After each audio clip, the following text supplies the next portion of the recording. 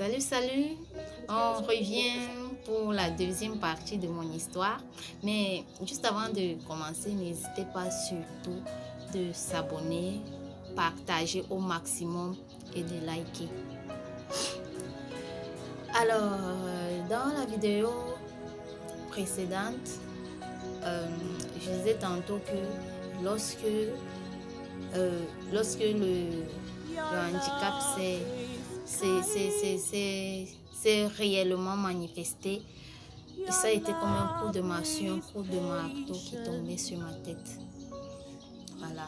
Et jusque-là, ça n'a pas toujours été facile d'accepter, au point où je suis allée voir un deuxième médecin pour des consultations. Et jusque-là, rien n'a changé, rien n'y fait. C'était effectivement la rétinite pigmentaire, c'était effectivement le début de la cécité et c'est ainsi que ma vie a chamboulé.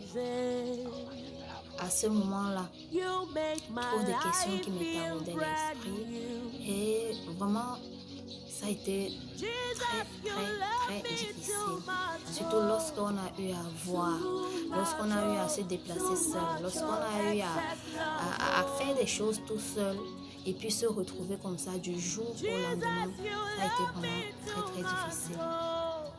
Le plus dur encore, c'est de savoir que l'on atteint d'une maladie dont il n'y a pas de traitement.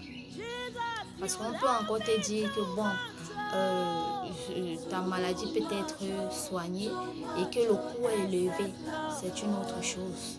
Mais que de savoir que tu es atteint d'une maladie qui ne peut pas être soignée. Donc, même s'il y a tout l'or du monde, même s'il y a n'importe quoi, rien ne peut y faire. Sauf vraiment la main de Dieu.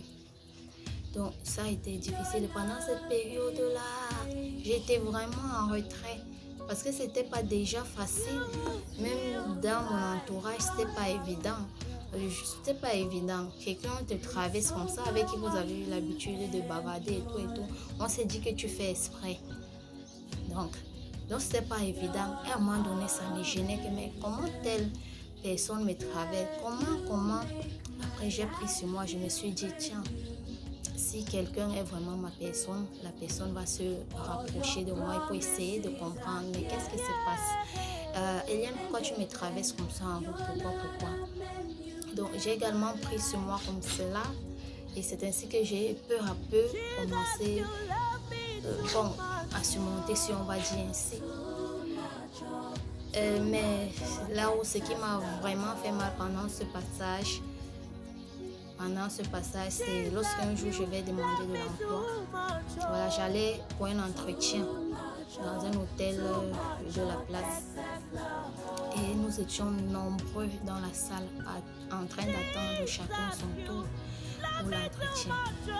C'est ainsi qu'un monsieur vient et m'enlève de la salle sans m'expliquer, sans dire un mot.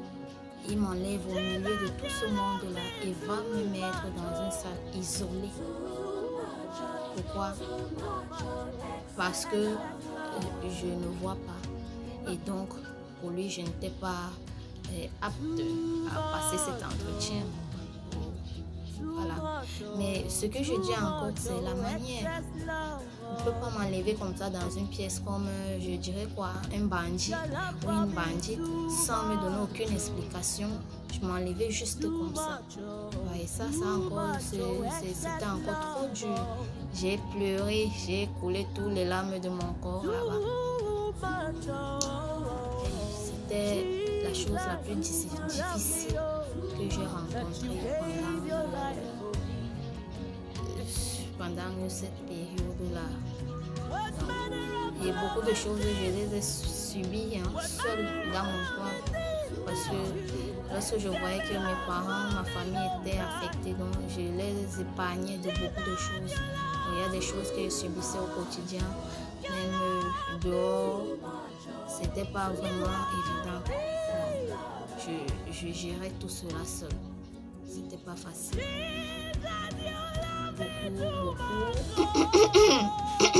Pardon. Parfois, on va te dire, tiens, tu as une lunettes, mais tu ne vois pas, ainsi de suite. Donc, il y a plein d'injures, là, même au niveau des motos, hein, au niveau du transport. Parfois, tu es là, voilà, un mototaximan qui vient. Le simple fait de voir que peut-être il se rend compte que non, tu ne vois pas. C'est comme ça que non, il dit non, ça va, il ne part pas là-bas. Pourtant, c'est lui qui est venu avec toi. Et la destination, et tu l'as même entendu crier sur la destination où tu allais. Mais parce qu'il constate peut-être que tu ne vois pas, il dit non, je ne pars pas là-bas. Donc, il y a beaucoup de choses comme ça que j'ai subies. Et par la grâce de Dieu, j'ai pu surmonter cela. Donc, restez connectés pour la suite de l'histoire et surtout, comme j'ai dit, n'hésitez pas à partager au maximum, de vous abonner et de liker. Merci.